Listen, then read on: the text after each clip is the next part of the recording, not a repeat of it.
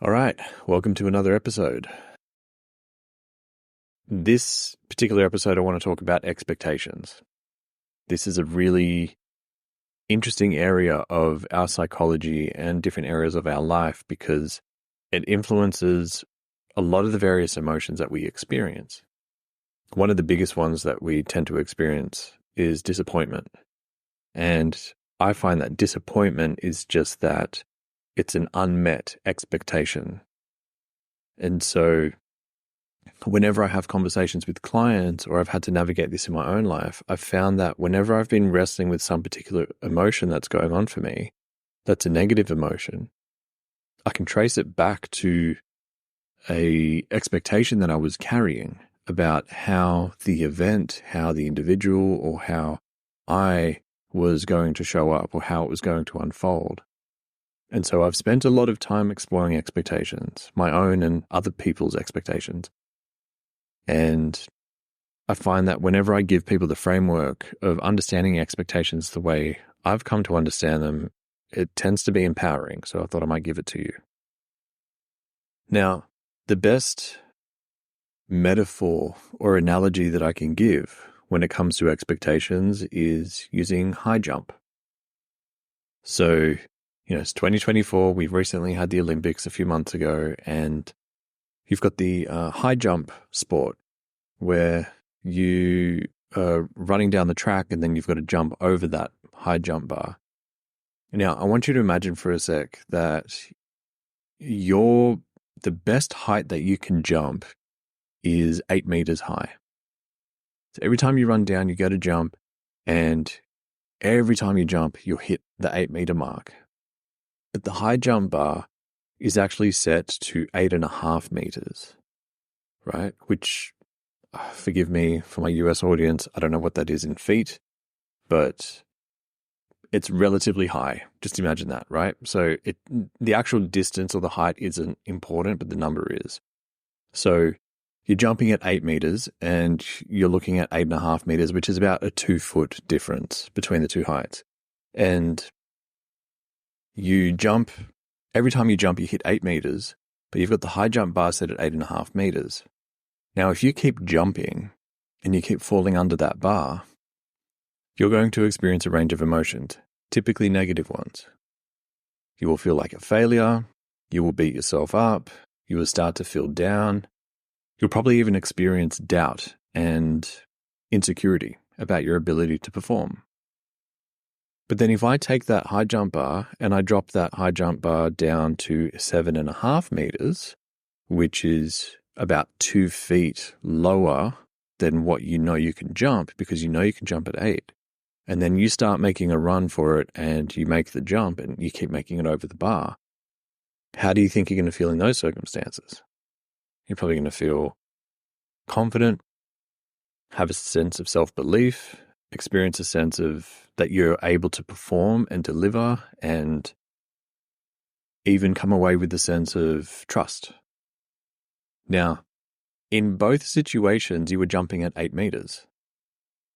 What we were changing was what you were measuring yourself against, which was the high jump bar. That's your reference point. And you can think of the high jump bar as what your expectations are in these particular moments.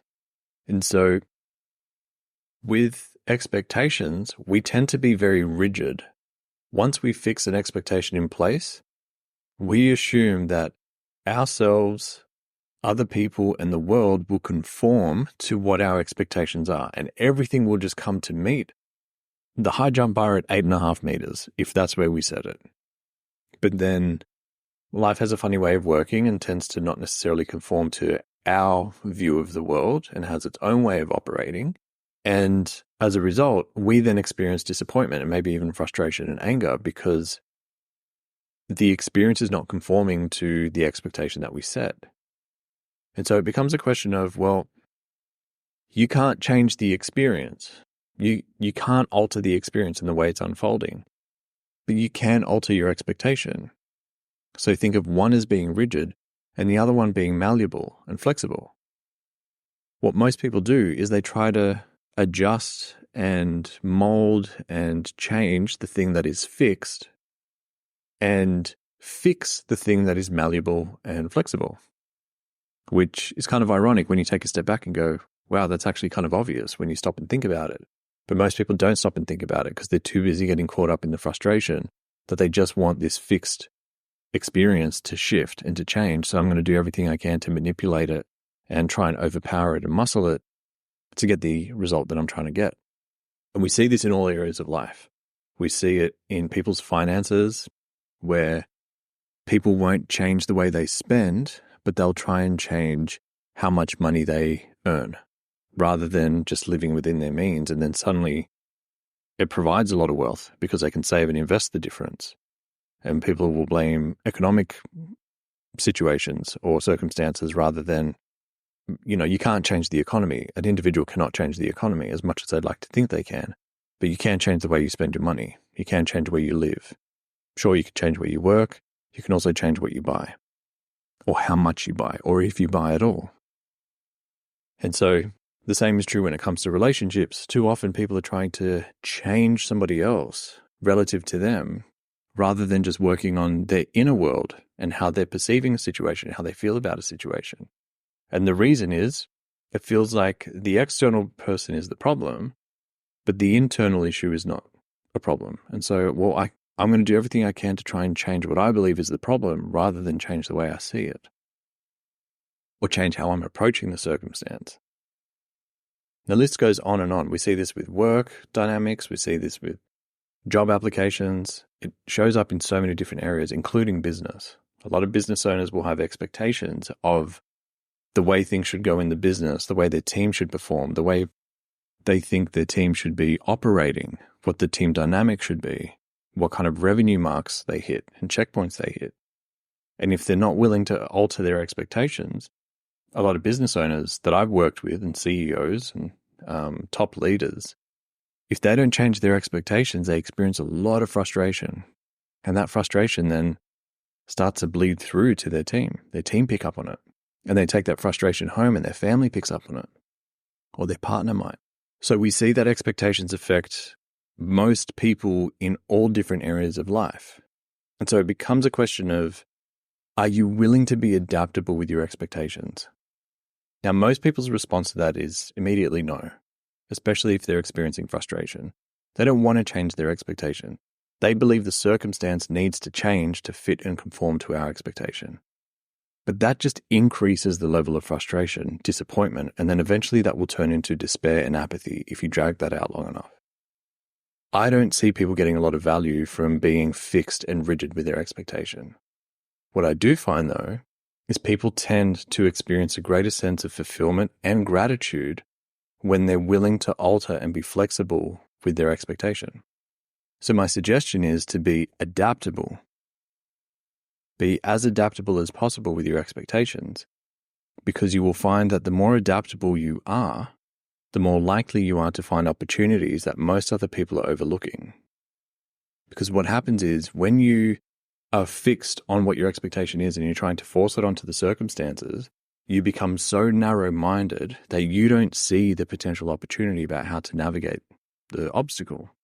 So as an analogy, if you imagine driving or walking down a path and then you come across an obstacle, it's like a dead tree that's knocked over and is blocking the path.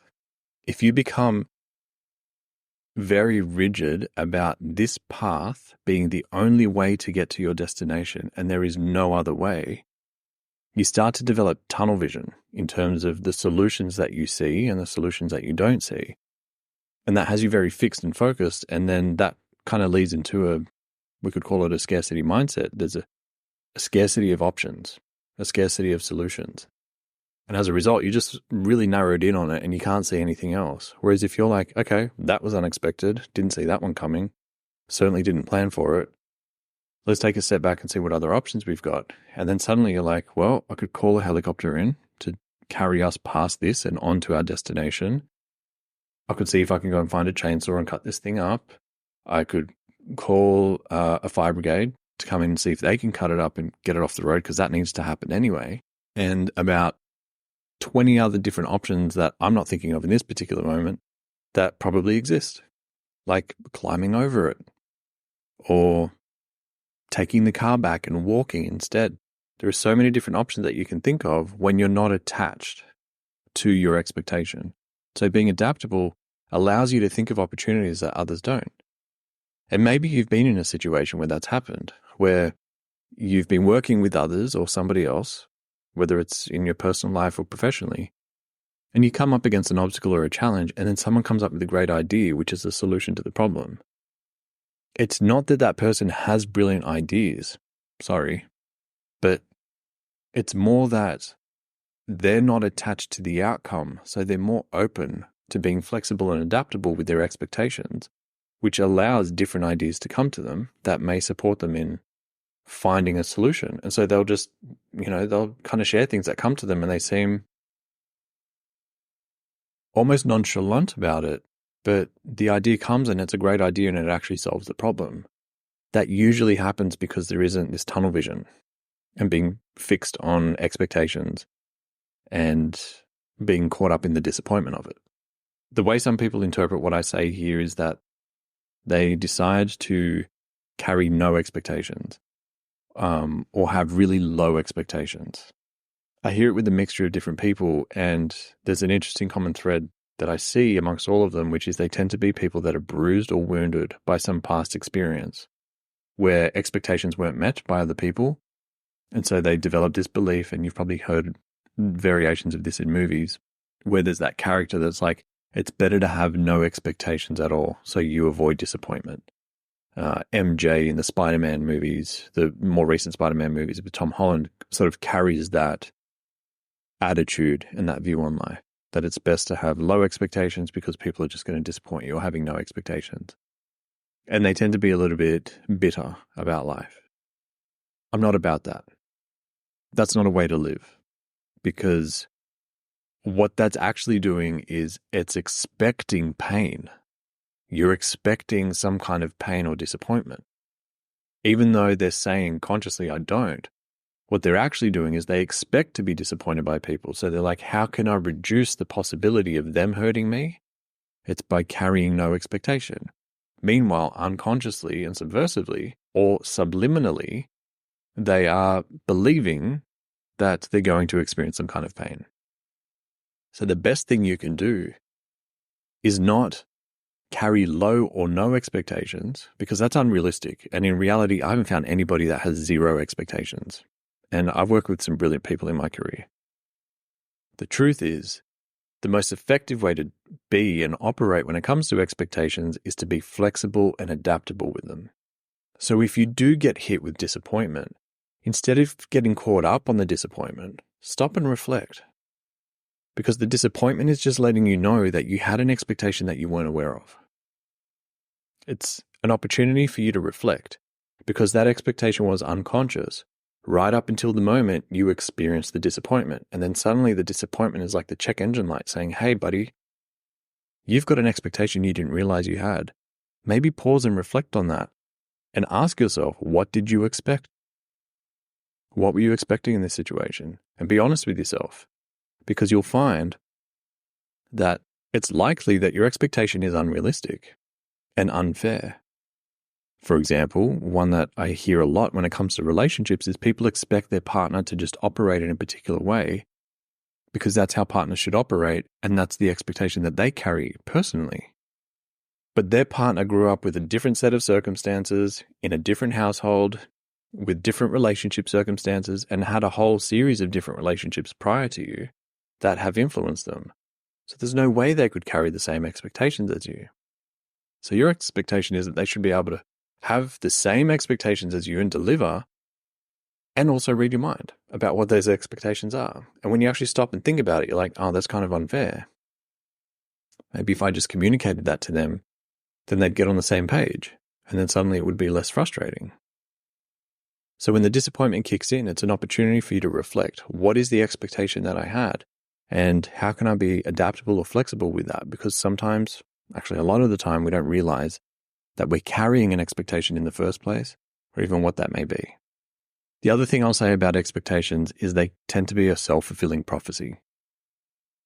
So if you go into a circumstance with an expectation, especially if it's a negative one, that tends to be a self-fulfilling prophecy because the way you show up in a dynamic ensures that it may not work or it's not going to go to plan.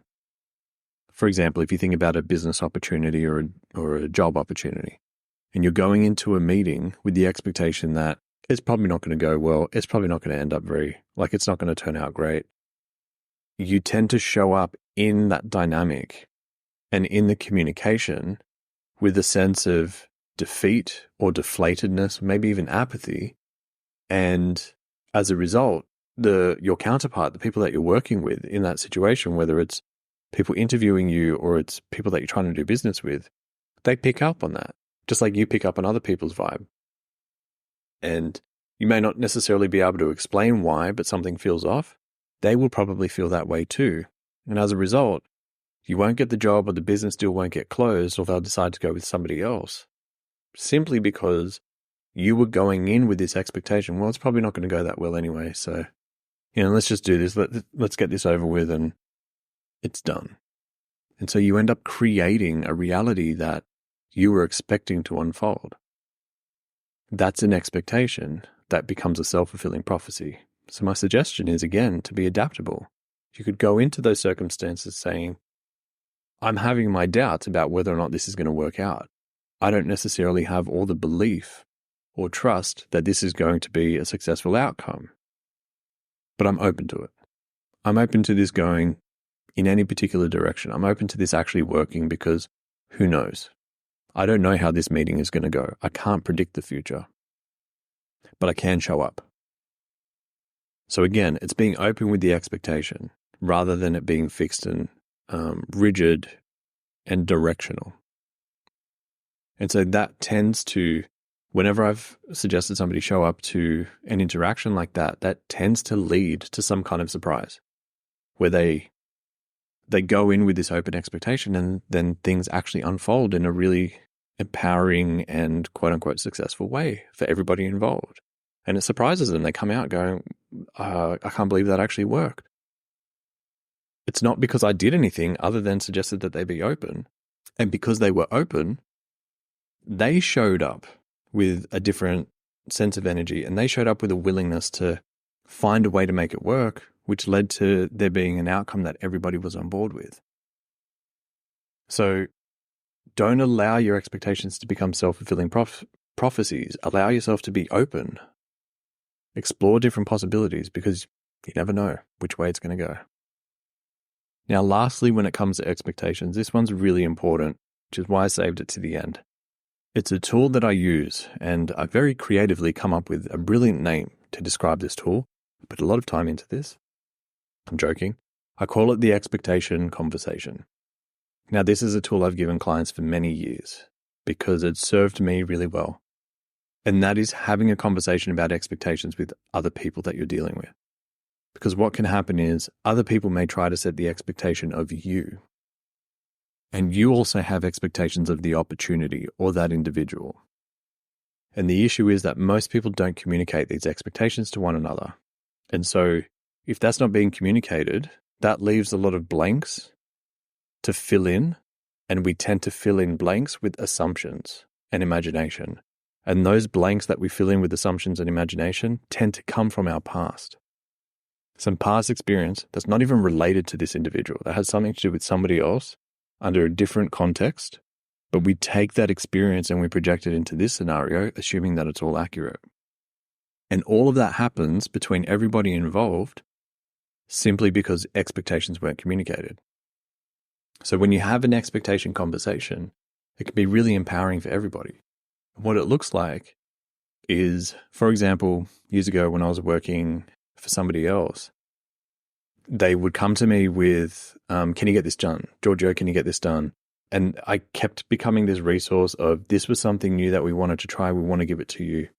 And I think it had something to do with my willingness just to tackle an opportunity or a challenge without being really rigid about it and saying, no, that's stupid. Why would we do that? Just be like, okay, sure, let's explore it. But what happened was I noticed it was earning me a reputation for being the problem solver for everything. And while I love being a problem solver, I mean, I do that professionally now, I started noticing that if I wasn't able to deliver, they were getting disappointed. and were expressing it. And I didn't like that feeling. And so when I slowed down and I kind of reflected on what was going on, I realized it was because they came in with an expectation of me, and I didn't know what that expectation was. And I wasn't managing that expectation because I didn't know what it was. So I'd sit down whenever they said, can you tackle this? Can you work on this particular issue? I'd be like, sure. What are you hoping to get out of it? Like, how do you see this working? What's the outcome that you're looking for here? Just so I've got an idea of what exactly it is you need me to do. And they'd lay it all out to the best of their ability, and they might have some clarity on it.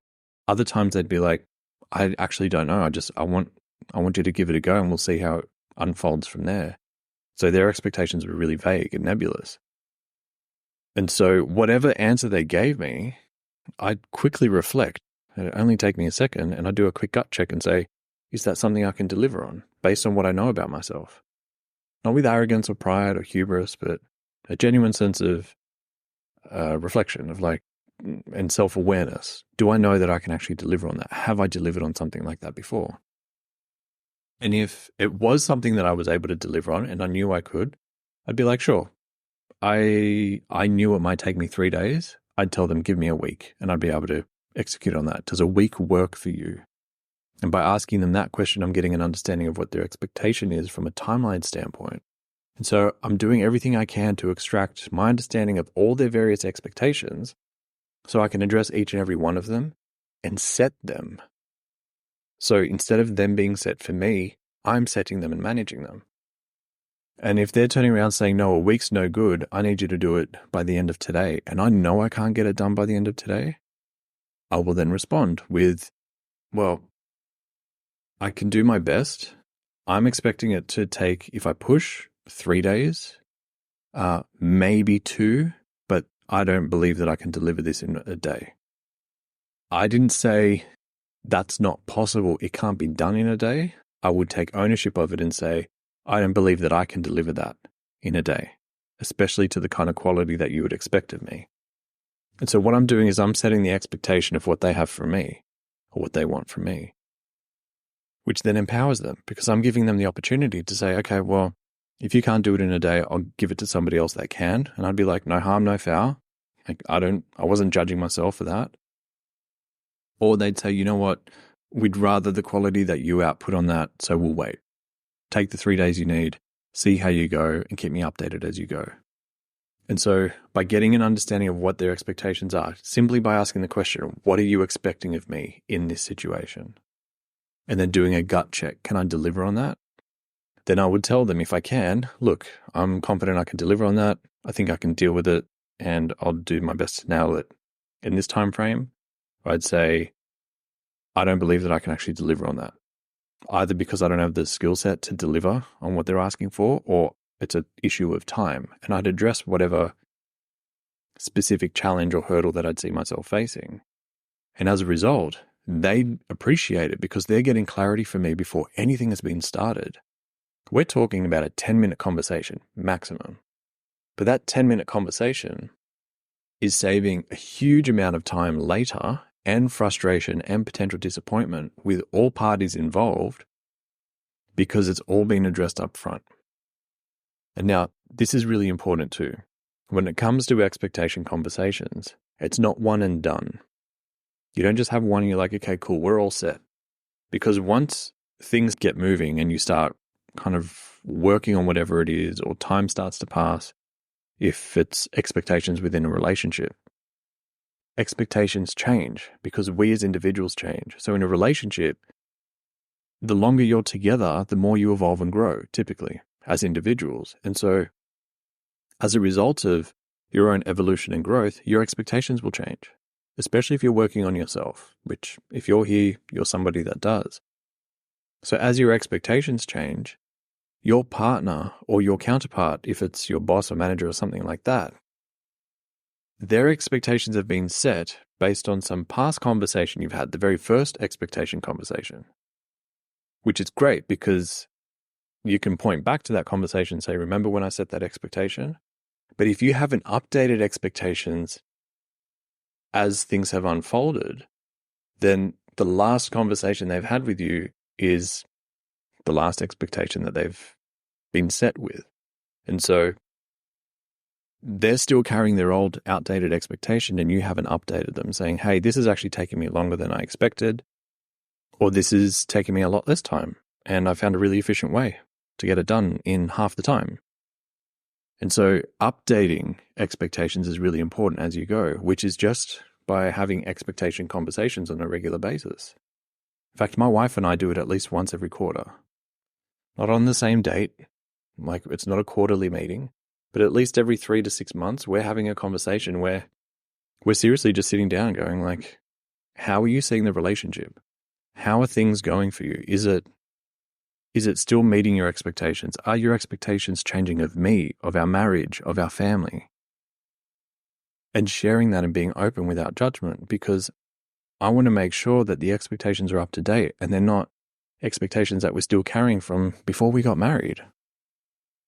And so I found that tends to help because we tend to grow and evolve together as we individually grow and evolve, and our circumstances change and grow and evolve around us. And so I can't emphasize this enough, which is why I'm spending a bit of time on this.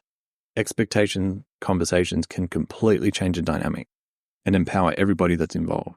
So I encourage you to do it as often as you can, whether it's professional opportunities, business opportunities, finance opportunities, romantic opportunities, your sex life with whomever it is, your parenting style if you're a parent, any area of your life. Visit your expectations and have those conversations with the people involved, because it'll transform the entire experience for everyone. Now, I want to leave you with this quote from Alan Watts.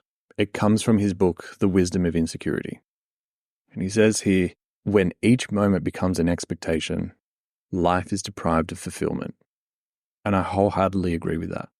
When you're carrying expectations, you're closing yourself down to the synchronicity and the serendipitous moments and potentials of life. And so just by opening up and being flexible with your expectations, you start to empower yourself, you create a completely different dynamic, and you increase the chances of you experiencing gratitude and fulfillment, which for me, that's what it's about. I want to get to the end of my life having experienced a significant amount of gratitude and fulfillment along the way. I don't want to grind it out for the sake of grinding it out. No one at the end of their life has ever appreciated that, living and operating that way. So expectations will help you change that, and managing your own expectations will certainly help you get there. All right, with that being said, I hope you got value from this episode. And if you know anybody in your life who's struggling with expectations or would get some value from it, please share this episode with them. We're trying to get this out to as many people as we can and be as helpful as we can. All right, with that, lots of love. Thank you for being here. I'm Giorgio, and I'll see you in the next episode.